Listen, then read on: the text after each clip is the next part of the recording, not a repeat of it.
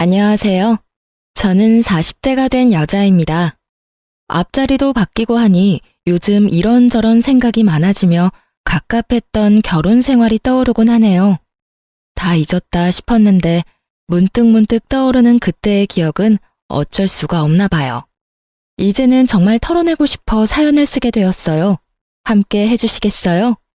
저는 평소 책을 읽는 것을 좋아해 독서 모임에 나가게 되었어요. 서로 감명 깊게 읽은 책을 교환하여 읽고 이런저런 이야기도 나눌 수 있는 모임이었죠. 남편 역시 그 모임에 나오는 남자 중 한 명이었고 늘 웃는 얼굴에 대화까지 잘 통하는 사람이라 호감이 가더라고요. 그렇게 마음이 깊어지고 남편 역시 저를 좋게 보고 있었는지 만나보지 않겠냐고 하더군요. 저의 승낙으로 저흰 연인 사이가 되었고 연애하는 내내 참 좋았습니다. 남편의 다정함, 배려심 깊은 모습, 다 좋았지만 무엇보다 저의 의견에 귀 기울여주고 제 뜻을 존중해주는 남편의 모습이 가장 좋았어요. 저흰 그 흔한 감정 싸움 한 번도 하지 않고 결혼까지 하게 되었죠. 순탄한 결혼이었어요.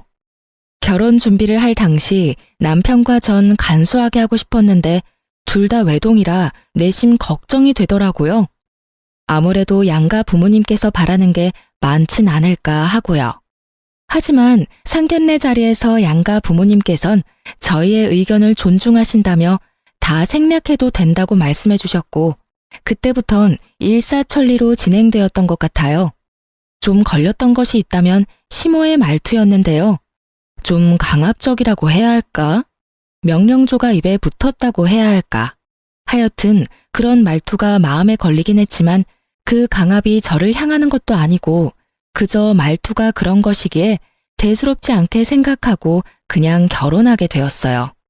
그렇게 행복한 신혼이 지나고 남편에게서 큰 문제점이 보이기 시작했어요.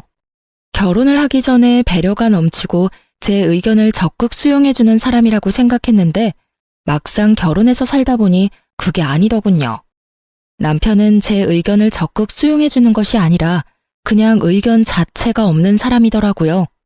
처음엔 그냥 그런 사람도 있고 이런 사람도 있다고 생각하며 잘 지내보려고 했어요. 큰 단점이 아니라고 생각했으니까요.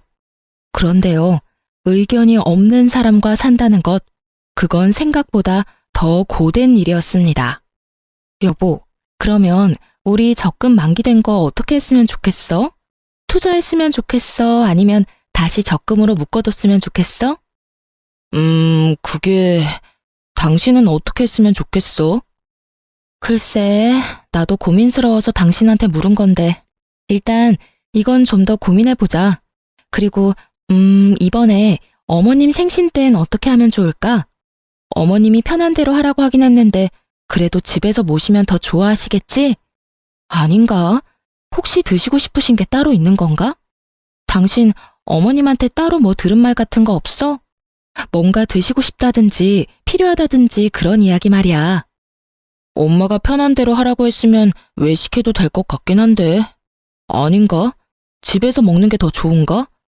나도 따로 들은 이야기가 없어서 잘 모르겠네. 당신 편한 대로 해. 늘 이런 식이었어요. 제가 편한 대로 하는 것도 한두 번이죠. 기계랑 대화하는 것도 아니고 늘 같은 대답만 하니 정말 답답하더라고요. 시간이 지나니 같은 말만 답하던 남편은 저에게 자신의 사소한 것 하나까지 묻기 시작하더군요. 여보, 나 차 고장나서 수리 맡겼거든? 그런데 며칠 걸린다네. 아, 그래? 그런데 표정이 왜 그렇게 안 좋아? 혹시 사고 나서 고장난 거야? 어디 다쳤어? 아니, 그런 건 아닌데 나 출퇴근할 때 있잖아. 버스 타야 할까, 택시 타야 할까? 지하철도 있지? 뭐 타고 가는 게 좋을까? 뭐? 그것 때문에 표정이 그렇게 심각한 거야? 그게 고민스러워서 난 정말 이런 거 결정하는 거 너무 힘들어. 뭘 그렇게 고민해. 최단 경로 검색해서 나오는 대로 타고 가. 그러면 되지. 그런 방법이 있었지? 그래, 알겠어. 이때까진 대수롭지 않게 생각했던 것 같아요. 그냥 답답한 사람이 걱정도 많다, 이런 식이요. 그런데 어느 날은 양말을 보며 가만히 서 있더라고요. 원래 신던 양말들이 오래되어 새로 주문해서 넣어뒀던 터라 무슨 문제라도 생긴 건가 하는 마음에 남편의 옆으로 갔어요. 머리까지 잡아뜯으며 고민하는 남편은 제가 다가가 말을 거니 너무나도 심각한 얼굴로 이렇게 물어오더군요. 왜 그러고 있어? 얼른 준비하고 출근해야지. 그게 양말을 어떤 걸 신어야 할지 모르겠네. 검은색을 신을까? 아니다. 회색이 낫겠지? 아닌가? 흰색을 신어야 하나? 이쯤 되니 짜증을 넘어 화가 나더라고요. 어차피 신발 신으면 잘 보이지도 않는 양말 뭐가 그렇게 중요하다고. 그리도 심각한 얼굴로 10분이 넘는 시간 동안 고민을 하고 있다니 패션 양말 골라 신는 것도 아니고 저로서는 참 이해가 되지 않았어요. 아무거나 신어 여보. 아무거나 신기엔 너무 고민스러워서 그래. 그러지 말고 여보가 좀 골라주면 안 돼? 여보가 무슨 유치원생도 아니고 이런 것까지 내가 골라줘야 해? 그냥 손 집히는 대로 신으면 되잖아. 양말통에 양말이 무슨 무지개 색깔로 있는 것도 아니고 내가 당신 편하라고 3가지 색깔만 넣어뒀잖아. 제발 그냥 딱 보이는 거 신어. 응? 그게 난 어려운 걸 어떻게 해. 그럼 이때까진 어떻게 골라 신었어? 장가 오기 전까진 어떻게 골라 신었는데? 엄마가 다 골라줬지, 장가 오기 전엔. 엄마가 그날 입을 옷이랑 양말까지 다 챙겨줘서 이런 고민을 할 필요가 없었단 말이야. 엄마는 하나부터 10까지 알아서 다 해줬는데 당신은 왜 안 해줘? 뭐? 지금 양말 안 골라주는 내가 이상하다는 거야? 이상하다는 것까진 아닌데 좀 도와줬으면 좋겠다 이 말이지. 엄마가 알아서 다 챙겨줄 땐 편했는데. 엄마한테 골라달라고 하면 되겠다. 왜 그 생각을 못했지? 이러면서 시모에게 영상통화를 거는데 정말 이건 아니다 싶더군요. 더 황당한 건 그런 상황을 시모는 자연스럽게 받아들이고 진지하게 양말을 골라주고 있다는 점이었어요. 아니, 검은색, 회색, 흰색에서 고를 게 뭐 있다고 고르나요? 그것도 그렇게 진지하게요. 거기에다가 1~2살 먹은 어린애도 아니고 득달같이 영통까지 걸어 물어보는 남편이나 그걸 또 자연스럽게 골라주고 있는 시모나. 뭐 하는 짓인지 모르겠더라고요. 제가 황당함에 어리 빠진 사이 전화를 끊은 남편은 뭐가 그리 신이 나는지 웃고 있었고 그런 남편의 모습이 더욱 이해되지 않았어요. 아니 여보, 지금이 몇 시인 줄은 알아? 7시 조금 넘었어. 당신 생각이 있어 없어? 꼭 이 아침부터 전화해서 그런 걸 물어야 해? 그럼 어떻게 해? 당신은 골라주지도 않고 짜증만 냈잖아. 나도 당신한테 묻는 거 짜증나고 스트레스 받는다고. 그래서 앞으로도 이렇게 어머님한테 전화해서 묻겠다는 말이야? 왜 진작 이 생각을 못했나 모르겠어. 결혼하기 전에도 엄마 말대로 해서 편했고 손해본 적도 없었어. 새삼 우리 엄마 정말 대단하다. 그렇지? 난 여보가 새삼 대단해. 당신이 마마보이야? 어떻게 하나부터 10까지 어머님한테 다 묻고 살겠다는 거야? 그것도 결혼까지 한 사람이. 당신은 한 집안의 가장이야. 알고는 있어? 마마보이라니. 당신 말이 좀 심한 거 아니야? 난 그저 고민하느라 흘려보내는 시간도 아깝고 거기에서 오는 스트레스도 싫을 뿐이야. 엄마한테 묻기만 하고 엄마가 시키는 대로만 하면 뭐든 다 좋아지는데 그게 왜 마마보이야? 이건 당연하고 합리적인 선택이라고 하는 거야. 알겠어? 앞으로는 당신 대신 엄마한테 물을 테니 그런 줄 알아. 사실 내가 엄마하고 상의해서 결정하면 당신이 더 편하고 좋은 거 아니야? 하여튼 나 출근해. 저녁에 봐. 이렇게 말한 남편은 시모와 5분의 통화로 결정된 검은색 양말을 신고 출근을 하더군요. 그제서야 알겠더군요. 남편은 지독한 결정장애도 문제이지만 그것보다 더 충격적인 문제는 심각한 마마보이라는 것을요. 한번 영상통화에 포문을 연 남편은 틈만 나면 시모에게 전화를 하기 시작하더라고요. 그저 양말이나 옷을 골라달라는 전화들이었으면 제가 이곳에 사연까지 쓸 일은 없었겠죠. 아니, 애초에 이혼까지 하진 않았을 겁니다. 남편은 저와 일어나는 크고 작은 일까지 의견을 묻는다는 명목하에 다 알리기 시작하더군요. 친정 아빠의 생신이라 당연히 참석해야 하는 자리에 사위가 가도 괜찮냐고 묻지를 않나. 친구 결혼식에 가려고 하는데 축의금은 얼마를 해야 하며 식사는 하고 올지 답례품을 챙겨올지도 묻더군요. 어떤 날은 저녁에 된장찌개를 먹을까 김치찌개를 먹을까로 고민하길래 답답해서 된장찌개를 끓였더니 글쎄 그것도 시모에게 전화로 보고를 하더라고요. 엄마, 오늘 난 김치찌개가 먹고 싶었거든? 그런데 집사람은 된장찌개를 끓였지 뭐야? 이럴 땐 어떻게 해야 해? 그럴 땐 김치찌개를 먹고 싶다고 하고 새로 끓여달라고 하면 돼. 먹고 싶은 건 먹고 살아야지. 들었지? 나 김치찌개 먹고 싶어. 다시 끓여줘. 제 심정이 어땠을지 상상이 되시나요? 정말 보글보글 끓고 있는 된장 뚝배기로 남편 휴대전화를 부숴버리고 싶은 심정이었어요. 남편은 서서히 자신의 문제를 넘어 부부 사이의 문제까지도 시모에게 묻고 시모가 시키는 대로 하기 시작했고 당연히 저와 남편은 싸움이 잦아지게 되었어요.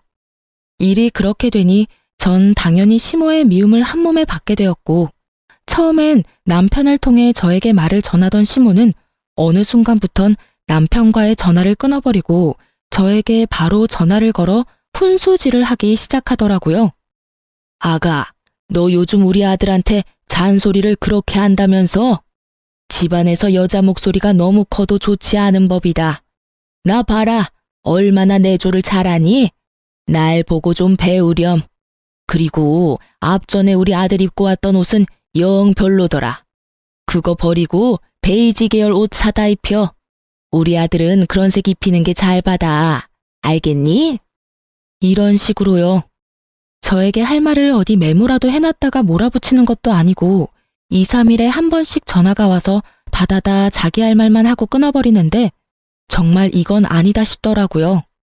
아주 시댁의 시자만 들어도 치가 떨리는 상황인데 참고 있던 저의 인내심을 뚝 끊어버리는 일이 일어나고야 말았습니다. 그날도 다른 날과 마찬가지로 퇴근을 하고 기쁜 마음으로 집으로 돌아왔어요. 집엔 불이 환히 켜져 있었고 전 당연히 남편일 거라 생각했어요. 하지만 저희 집엔 남편은 없었고 누구보다 자연스럽게 주방에서 요리를 하고 있는 어머님이 있더라고요. 전 결혼을 하기 전부터 이건 절대 안 된다고 생각했던 것 중 한 가지가 이것이었어요.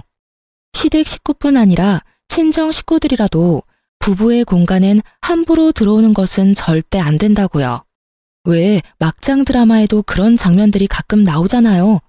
아내와 상의도 하지 않고 시모에게 현관 비밀번호를 알려주는 그 생각 없는 남편놈들.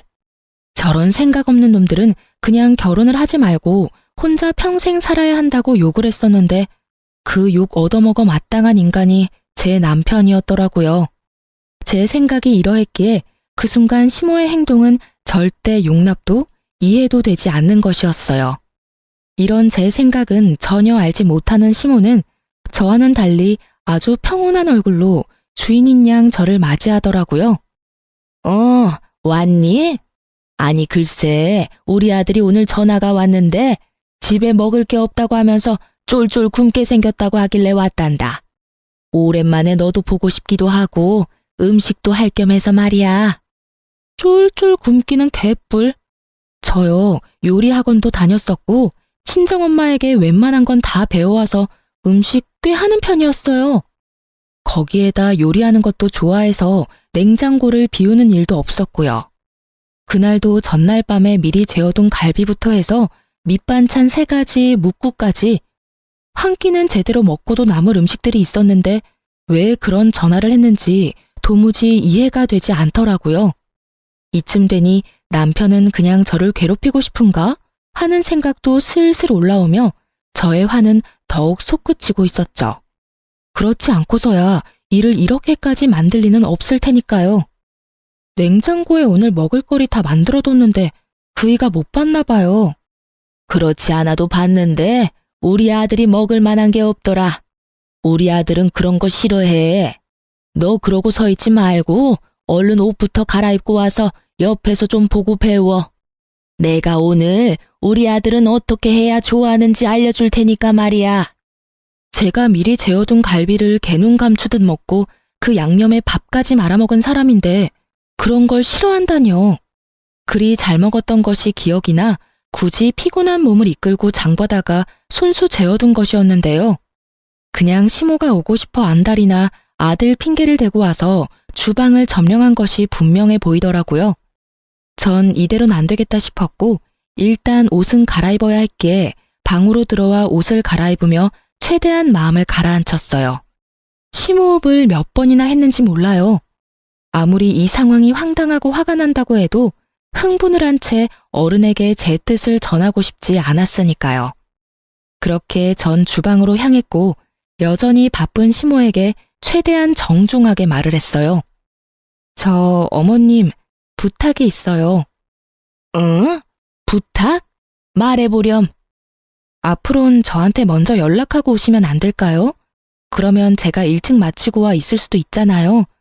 오늘처럼 이렇게 아무도 없는 집에 들어와 있는 건 아무래도 제가 좀 그래요, 어머님. 부부 공간이기도 하고 집안 꼴이 엉망일 수도 있고요. 부탁 좀 드릴게요. 최대한 좋게 이야기했다고 생각했는데 시모는 그저 제 모든 것이 마음에 들지 않는다는 듯 들고 있던 국자까지 바닥에 내팽개치며 노발대발하기 시작하더군요. 뭐야? 내가 너 좋게 좋게 대해보려고 했는데 정말 안 되겠구나. 네가 뭔데 나한테 오라가라 하니? 여기 내 아들 집이야.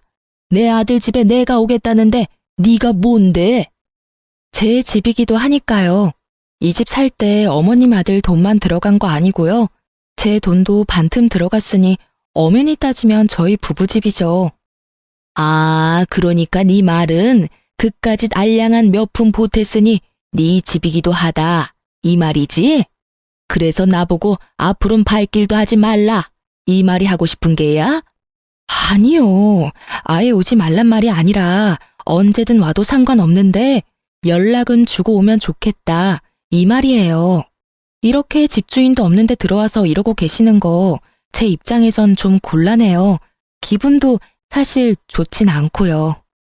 내가 기가 막혀서 아니 다 됐고 그래서 얼마 보탰니? 이 집 사는데 네가 보탠 돈이 얼마야? 그건 왜 물어보세요?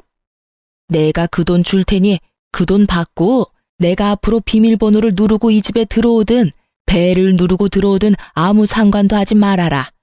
그깟 돈 얼마나 된다고 네 집? 부부집이라고? 그게 어른한테 할 말이야? 그것도 시어머니한테?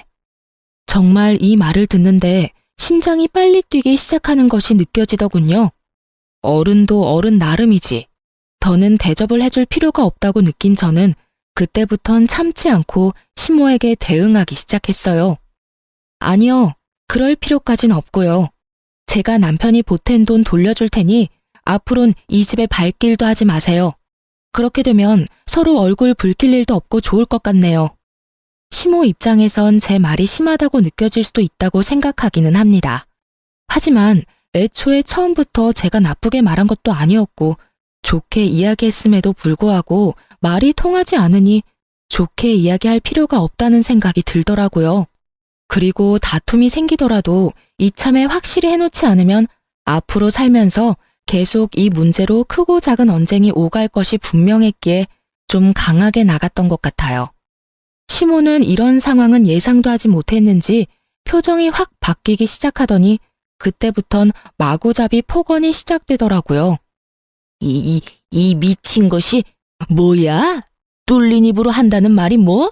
발길도 하지 말아달라고?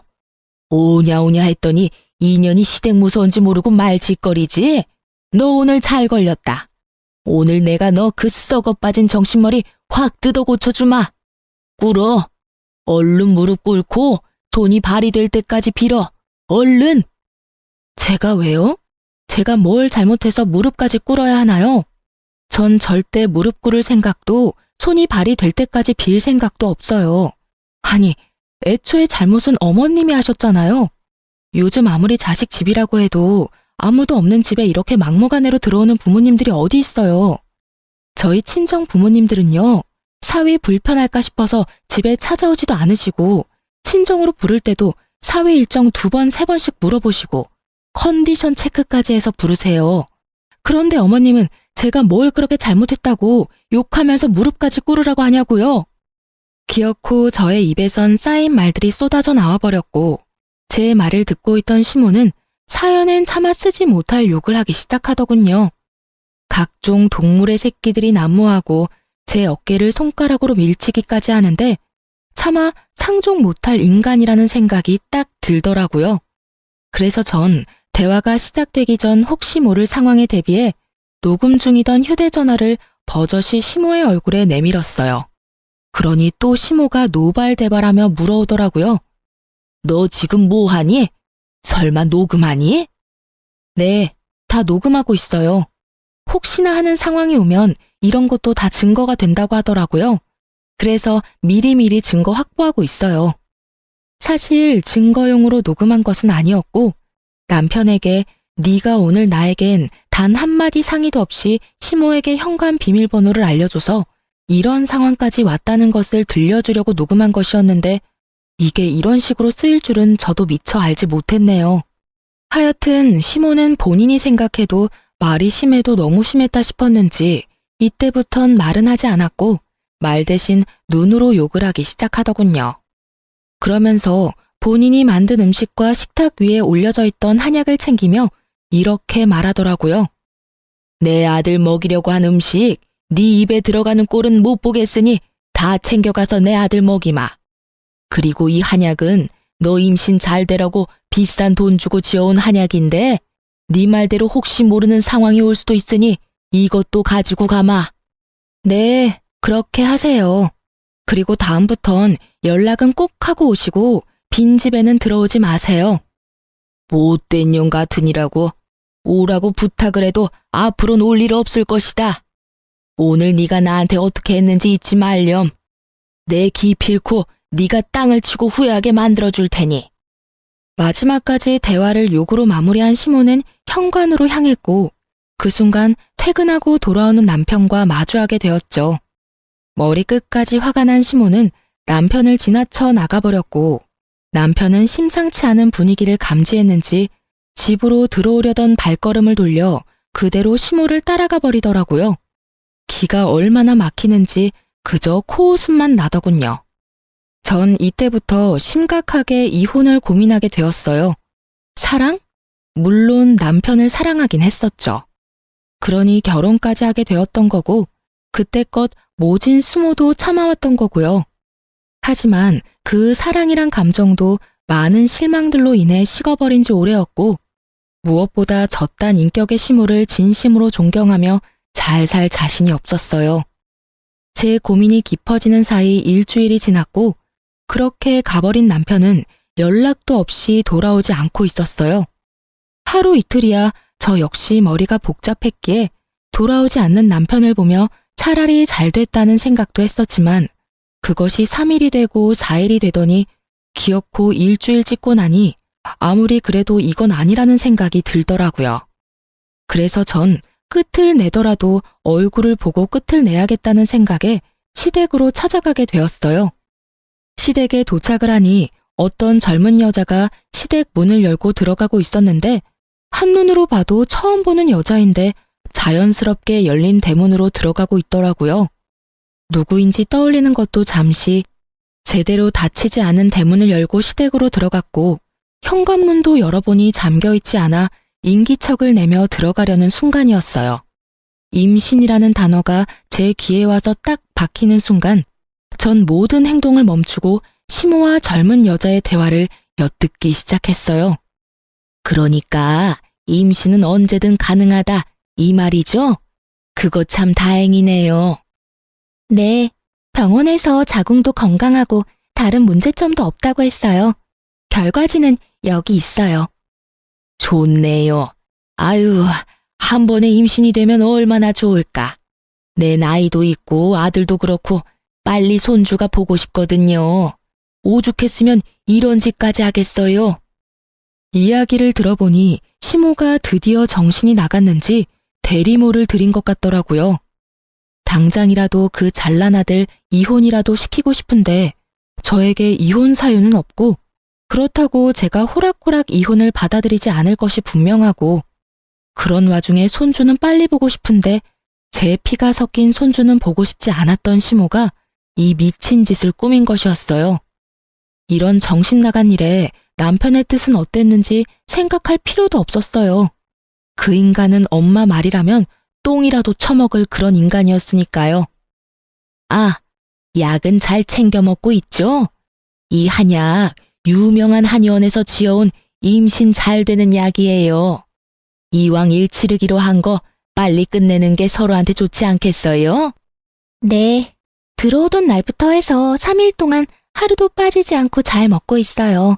오늘은 배도 유난히 더 따뜻한 것 같고 그렇네요. 그래요? 비싼 값 하네요.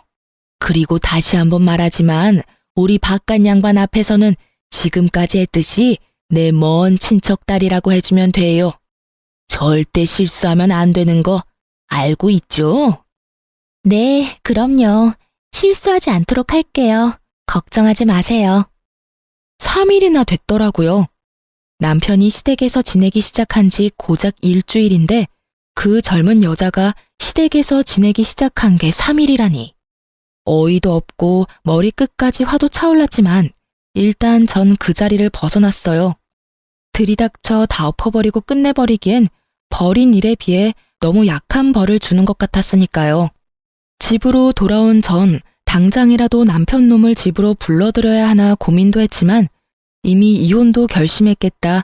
남편 꼴도 보고 싶지 않을 뿐더러 남편이 시댁에 있어야 진정한 복수가 될 것 같아 그냥 두기로 했어요.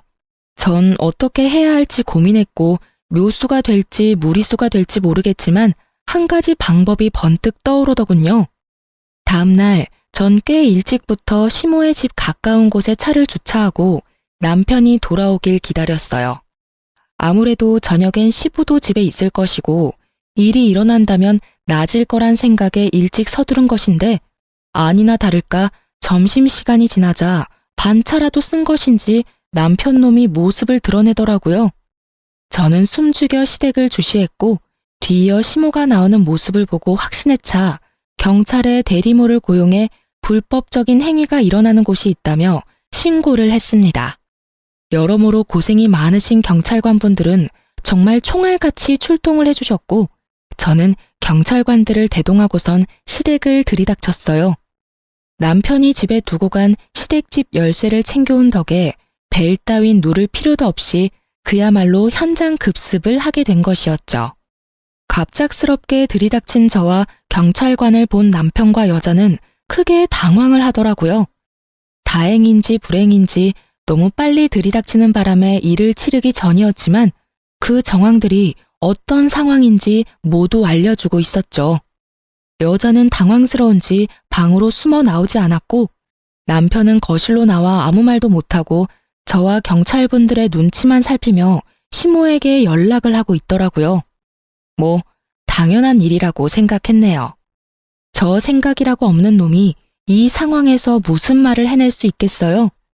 시모는 근처에서 대기하고 있었는지 빨리도 돌아왔고 오면서 변명거리라도 생각했는지 신발을 벗기도 전에 말을 쏟아내고 있더라고요. 대리모라니 말도 안 돼요. 저 애는 우리 아들이랑 지금 만나고 있는 애라고요. 에? 유부남 아닌가요? 여기 이분이 부인이라고 하던데요. 유부남 맞아요. 맞긴 한데 곧 이혼할 예정이라 별거 중이었어요. 아무래도 며느리가 큰 오해를 하고 신고까지 한 모양인데 절대 그런 거 아니니 이만 돌아가 주세요. 이혼이라뇨? 전 이혼에 관해선 이야기 들은 적도 없는걸요. 다툰 건 남편이 아니라 어머님이랑 다퉜고 집 나간 남편이 일주일째 집에는 오지도 않고 시댁에 있었던 건 맞는데 이혼 이야기는 한 적도 없어요. 상반되는 주장에 경찰관은 이러지도 저러지도 못하는 상황이 되어버렸어요. 대리모 처벌을 받게 된다면 제일 좋은 상황이겠지만 찾아보니 불법적인 행위는 맞으나 그걸 증명하는 것이 몹시 어려울 뿐 아니라 현실적으로 힘들 수 있다는 걸 알고 있었기에 이쯤에서 경찰관들은 보내드리기로 했어요. 애초에 저의 계획은 이 모든 광경을 경찰분들이 함께 보고 들어 훗날 혹시 모르는 상황에 이와 같은 사유로 신고했다는 기록을 남기고 또 저의 증인이 되어주시면 좋겠다 하는 마음에서 신고를 한 것이었으니까요. 저의 계획대로 경찰관들은 언제든 도움이 필요하다면 연락을 달라며 연락처를 주고 가셨고, 시모는 저에게 고래고래 소리를 지르기 시작하더군요. 이 미친년아, 이게 무슨 짓이야? 경찰에 신고를 해? 네가 제정신이야? 누가 누구한테 해야 할 말을 하고 있는지 어머님이야말로 제정신이세요? 도대체 무슨 생각이면 이딴 짓까지 할 수 있는지 그 정신세계가 다 궁금하네요. 비치지 않고서야 이딴 짓을 벌일 생각을 하세요? 이렇게 된 게 다 누구 탓인데? 다 너 때문이잖아. 이게 왜 제 탓이에요? 미쳐도 곱게 미쳐야지. 왜 엄한 사람 탓을 하세요? 네가 날 무시해서 이런 일이 일어난 거다. 내 아들을 데리고 사는 주제에 네가 감히 날 무시해? 집에 발길도 하지 마. 연락을 해? 네가 내 말만 잘 듣고 그따위로 굴지만 않았어도 내가 이렇게까지 하진 않았을 거다.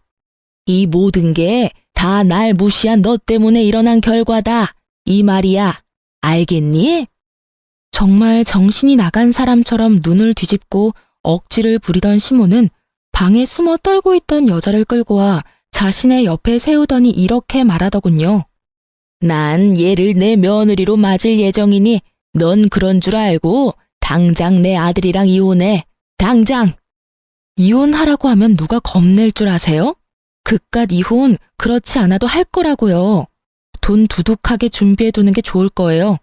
저 소송을 하는 한이 있더라도 위자료 청구는 꼭 할 거니까요. 위자료? 우리가 왜 위자료를 줘야 하니? 그런 돈 먹고 죽으라고 해도 없다. 내 말 못 들었니? 우리 아들 이 여자랑 결혼시키려면 돈 들어갈 데가 한두 군데가 아닌데 너한테 줄 돈이 있겠니? 헛꿈 꾸지 말고 그냥 조용히 이혼이나 해. 알겠어? 아줌마, 법이 뭐 아줌마 뜻대로 마음대로 다 될 줄 아세요? 헛꿈은 아줌마가 꾸고 계시네. 꿈 깨세요. 재혼은 무슨, 이혼이나 제대로 하고 아들 재혼시킬 생각을 해야지. 시모의 말이 저도 어이가 없었는데 그 여자도 어이가 없긴 없었는지 두려움에 떨던 모습은 온데간데 없이 사라지고 크게 화를 내며 말하기 시작하더라고요. 잠시만요. 아줌마, 지금 무슨 소리를 하시는 거예요? 결혼이라니. 제가 언제 결혼한다고 했어요? 전 그저 일을 하러 온 것뿐이라고요. 여자의 반박은 예상하지 못했는지 시모가 크게 당황하며 여자를 설득하기 시작하더라고요. 시모의 설득에도 여자의 마음을 돌리기엔 부족해 보였지만요. 그게 아가씨, 잘 생각해봐요. 우리 집 이 정도면 꽤 사는 편이고 우리 아들 능력도 좋아. 아가씨도 이런 일이나 하는 것보단 결혼해서 아기 낳고 안정적으로 사는 게 더 좋지 않겠어요? 며칠 되진 않았지만 내가 아가씨가 마음에 들어서 그래. 우리 바깥 양반한테야 사실 먼 친척이 아니라 친구 딸이었다고 둘러대면 되는 거고. 어때요? 좋지 않아요? 좋기는요? 제가 비록 돈이 급해서 이런 제안을 받아들이긴 했지만 이딴 남자랑 결혼할 생각은 죽어도 없다고요. 거기에다가 이런 시어머니라니 제가 미쳤어요? 그리고 유부남이라니 이혼남이라고 했잖아요. 이혼했는데 자녀는 꼭 보고 싶어서 어쩔 수 없이 이런 방법까지 찾게 됐다면서 그래놓고선 기막혀서 정말. 저 그만둘게요. 어차피 그 한약만 먹었다 뿐이지 일은 시작도 못했고 돈도 못 받았으니까 없던 걸로 치자고요. 그럼 전 가볼 테니 집안일은 알아서들 해결하시라고요. 아가씨, 그러지 말고 다시 생각해 봐요. 몇 번을 생각해도 제 생각은 변하지 않으니 이것 좀 놓으시라고요. 간절하게도 매달리는 시모의 팔을 뿌리친 여자는 자신의 짐을 챙겨 현관문을 열었고 그 순간 사람들이 우르르 넘어지듯 시댁으로 들어오는 것이 아니겠어요? 알고 보니 조용한 동네에 경찰들이 왔다 갔다 하니 궁금했던 동네 사람들이 시댁 앞으로 서성이기 시작했고 궁금증을 참지 못했던 몇몇 분들이 열린 대문으로 들어가기 시작하자 뒤따라 많은 사람이 들어오게 되었고 그렇게 모인 사람들은 현관 앞에 귀를 세우고 모든 대화를 엿듣게 된 것이었어요. 동네에서 온갖 고상한 척은 혼자 다 하며 시모 홀로 저 세상 우아한 척은 다 하고 다닌 것을 아는 저로서는 참 눈물나게 웃긴 상황이었지만 시모에겐 그만큼 치욕스러운 일이 없는지 얼굴이 홍당무처럼 붉어졌더라고요. 이게 무슨 개망신이야? 다들 뭘 보고 있어요? 당장 나가지 못해요? 시모의 호통에 다들 밖으로 나가긴 했지만 눈빛들이 초롱초롱한 걸 보아하니 중요한 내용은 다 들은 것 같더라고요. 시모는 이런 상황 역시 전부 제 탓으로 돌리고 싶은지 저에게 또 온갖 말을 쏟아내더라고요. 이게 다 니년 때문이라고. 이게 무슨 망신이야? 이제 동네에 얼굴을 어떻게 들고 다니냐 이 말이다. 이 와중에도 제 탓인가요? 정말 이 정도는 병이에요. 나한테 이러고 있을 시간에 병원이라도 가보는 건 어때요? 요새 정신병원 생각보다 좋다고요. 무엇이 어쩌고 저째? 너 내가 가만둘지 알아? 너 이렇게 독하고 되바라지지 못한 년이라고 다 소문내고 다닐 거다. 그렇게 되면 네가 얼굴이라도 똑바로 들고 다닐 수 있을지 알아? 네 인생 거기에서 끝이다 이거야. 아줌마, 명예훼손이라는 죄가 생각보다 커요. 그러다 제가 합의라도 안 해주면 어디 가야 하는지는 잘 알고 있죠? 깜빵 가야 해요, 깜빵. 뭐 생활비 안 들고 좋긴 하겠네요. 머리채 정도는 잡혀줄 요량으로 한 말인데 시모는 아무 말도 하지 못하고선 목덜미만 잡고 곡소리를 내고 있더군요. 마음에 담아뒀던 말도 다 했겠다. 상황을 보니 제가 거기에서 더 할 일은 없어 보이더라고요. 이미 제가 바랬던 것보다 더욱 만족스러운 상황이었으니까요. 전 한 가지 중요한 사실과 더불어 이혼을 통보하고선 시댁에서 나왔어요. 혹시 알아? 나 여기 들어오는 순간부터 시작해서 지금까지 다 녹음 중이야. 덕분에 이혼 과정이 좀 더 수월할 것 같네. 이혼 서류 보낼 테니까 도장 찍어서 법원으로 가지고 와. 그러면 법원에서 보자. 혼자 오기 그러면 네 엄마랑 오든가 해. 전 집으로 돌아왔고 실시간으로 변하는 감정 앞에 울다가 웃다가를 계속해서 반복했던 것 같아요. 생각보다 더 잔혹했고 더 아프더라고요. 그렇게 감정의 널뛰기 속에서 헤어나오고 있는 순간 시모와 남편이 찾아왔더라고요. 그 순간에도 남편은 입을 다물고 있었고 시모가 주도해서 말하기 시작했어요. 예, 일이 이렇게까지 됐는데 계속 같이 살라는 말은 하지 않으마. 이혼은 물론이고 조건도 다 맞춰줄 테니 부탁 한 가지만 들어주면 안 되겠니? 부탁이요? 그래, 뭐 어려운 건 아니고 혹시나 우리 영감한테 연락이 와서 이혼하는 이유에 관해서 물으면 그냥 성격 차이라고 해주면 안 되겠니? 오늘 있었던 일은 제발 비밀로 좀 해주렴. 찾아와서 한다는 말이 고작 그거예요? 그럼 부탁하기 전에 저한테 사과라도 해야 하는 거 아닌가요? 당신도 그래. 이런 상황에서도 입국 다물고 있는 게 말이 돼? 나한테 안 미안해? 나한테 할 말이 전혀 없냐고. 미안해 여보. 내가 다 잘못했어. 그러니까 엄마 말대로 아버지한텐 제발 비밀로 해주라. 아버지 알면 진짜 큰일 나. 왜? 아버님이 아시면 큰일이라도 나나 봐. 구야, 당신도 잘 알잖아, 아버지 성격. 아버지가 아시는 날엔 모르긴 몰라도 집에서 쫓겨날 거야. 그게 겁나는 인간이 그딴 짓을 해? 엄마가 괜찮다고 했단 말이야. 넌 엄마가 죽으라고 하면 죽을 거야? 됐다 됐어. 내가 너 같은 마마보이랑 무슨 말을 하겠어? 아, 일단 알겠으니까 네 엄마 데리고 좀 가. 두 사람 계속 보고 있다간 정말 큰 사고 칠 것 같으니까. 두 사람은 몇 번이나 정말이냐며 되묻더니 돌아가더라고요. 전 정말로 아버님에게 알릴 생각이 없었어요. 왜냐고요? 이미 아버님은 알고 계셨으니까요. 제가 시댁에서 나오는데 실행력 하나는 끝내주는 동네분이 이미 아버님에게 전화를 걸어 모든 사실을 알리고 있더라고요. 그러니 두 사람의 애원대로 제가 비밀로 한다 한들 이미 소용없는 일이지 않겠어요? 그 비정상적인 집안에서 유일하게 정상적인 분이 아버님이시니 두 사람의 앞날이야 뻔했죠. 아니나 다를까 퇴근을 하신 아버님은 시댁을 뒤집어 엎어버리고 저에게 전화를 주셨더라고요. 수화기 너머로 들려오는 시모와 남편 놈의 흐느끼는 소리가 참 들을만 하더군요. 아가야, 이야기 다 들었다.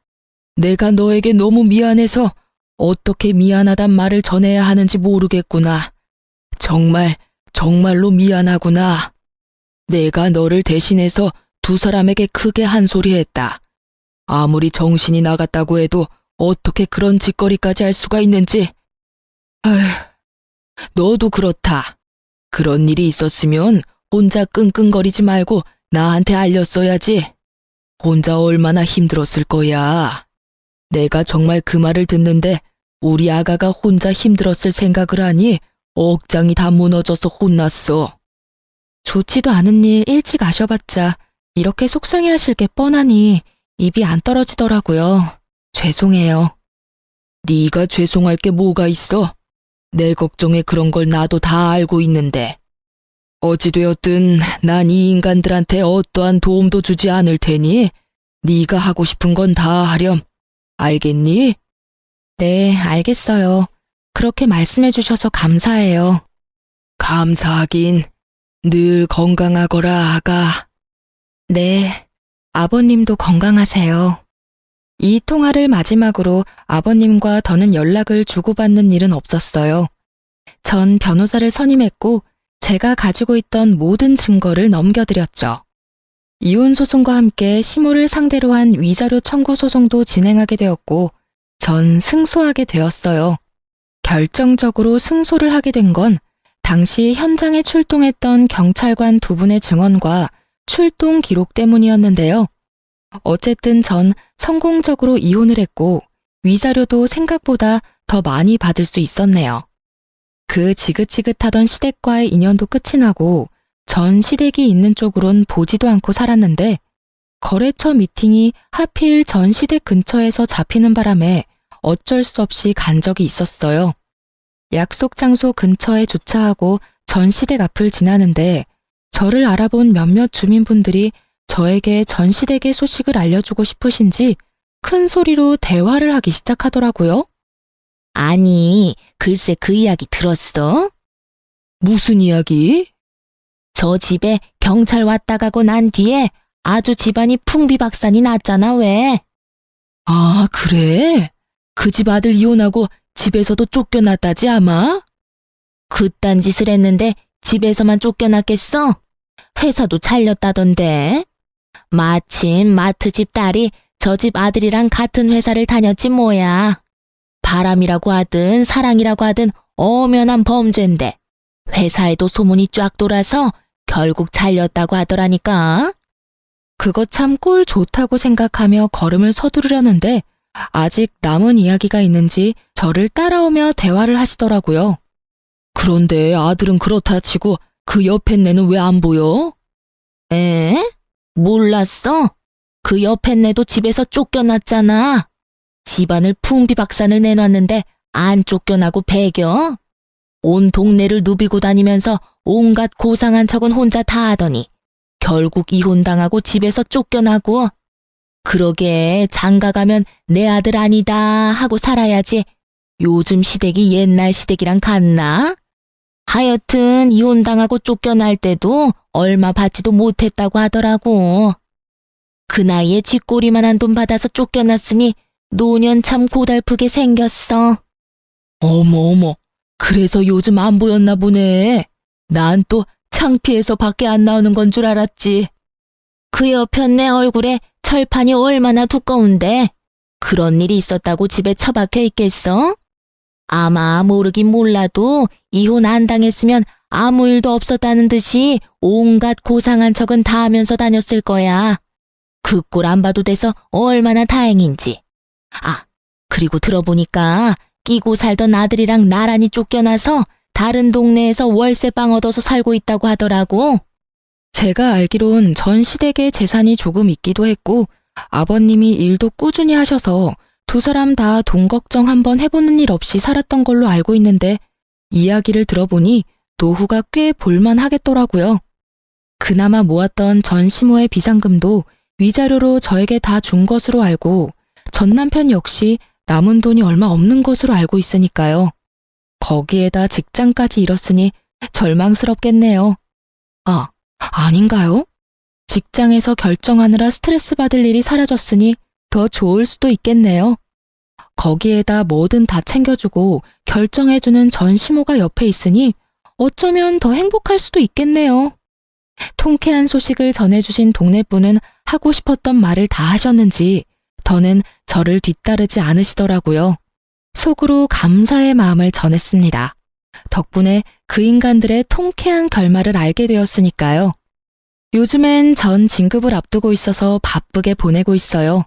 그 끔찍한 마마보이와 이혼을 한 지도 벌써 5년이란 세월이 흘러갔네요. 이렇게 보니 새삼 시간이 참 빠른 거 있죠? 그 사이 전 좋은 사람을 만나 연애를 하고 있어요. 남자친구는 평범한 직장인인데 직장뿐 아니라 다 평범하기 그지없는 평범한 사람인데 저에 대한 애정만큼은 평범하지 않은 그런 남자예요. 남자친구를 사랑하긴 하지만 한번 실패한 경험이 있어서 그런지 결혼 생각이 쉽사리 들진 않네요. 이런 저의 마음을 남자친구도 아는지 조급하게 생각하지 않는다며 기다려준다고 하고요. 뭐 이렇게 연애만 해도 좋다고 하니 일단 지금 이 순간을 즐기며 2번 실패하는 일은 없도록 신중하게 고민해 보려고요. 이로써 저의 사연은 끝이 났네요. 어떠셨을지 모르겠어요. 전 다른 분들 사연을 들을 때 함께 욕도 하고 통쾌해하며 사연을 듣곤 했었는데 여러분도 그러셨나요? 어쨌든 저의 긴 사연 들어주셔서 감사합니다. 좋은 하루 되세요.